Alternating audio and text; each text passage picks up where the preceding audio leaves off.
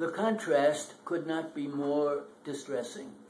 The British government has decided to pay former detainees at Guantanamo Bay, Cuba, tens of millions of dollars in compensation and conduct an independent investigation into its role in the mistreatment of prisoners. The United States still operates the Guantanamo camp with no end in sight. None of the truly dangerous terrorists there have been brought to justice, while many prisoners are still held who never should have been.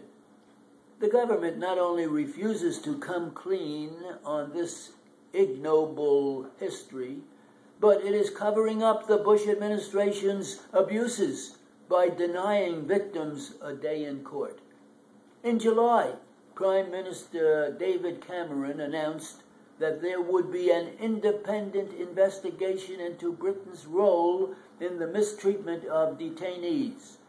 On Tuesday, the government announced that it was compensating British citizens who were held at Guantanamo, 6 of whom filed a lawsuit accusing government agencies of complicity in their detention, torture, and incarceration. 3 years ago, Canada apologized and paid compensation to Mayor Arar, a Canadian torture victim, following an investigation into how the Royal Canadian Mounted Police mistakenly identified him as a terrorist. American authorities acted on that false information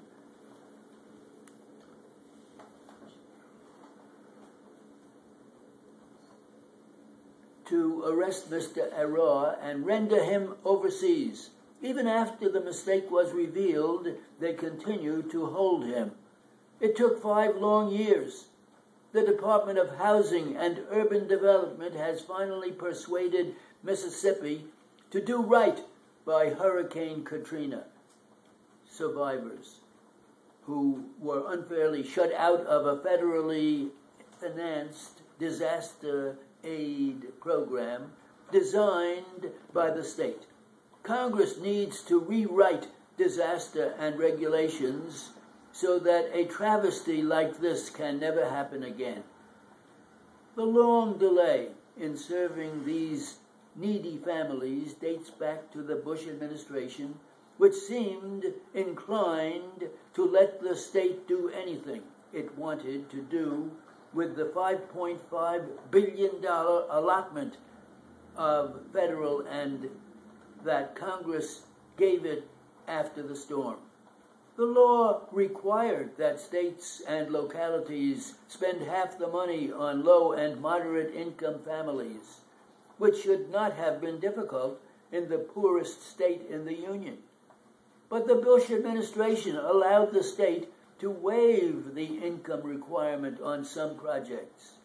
And despite evidence that many Katrina survivors still needed housing, the administration in 2007 let the state shift $600 million of recovery to aid the refurbishment of the port of Gulfport, a pet project conceived long before the storm. The Mississippi NAACP and the Gulf Coast Fair Housing Center then sued HUD, arguing the transfer violated federal disaster aid regulations. Preempted by the lawsuit, the Obama administration began pressing Mississippi to revisit its housing aid policies, which led to the creation of a new program that was announced by the HUD Secretary, Sean Donovan, earlier this week. Under the agreement, Mississippi will set aside $132 million, all of it from existing Katrina assistance programs, to help low-income victims with unmet housing needs. The new program has already identified more than 14 2,400 such people and expects to turn up many more after a new outreach effort starts. The new program also will cure a fatal flaw in the original plan, which shut out victims whose homes were destroyed by wind rather than water. On Tuesday, Apple released the entire Beatles catalog on the iTunes store as individual songs, as albums, and as a box set without the box, and all in the remastered versions made available last year. Getting to this digital offering wasn't easy.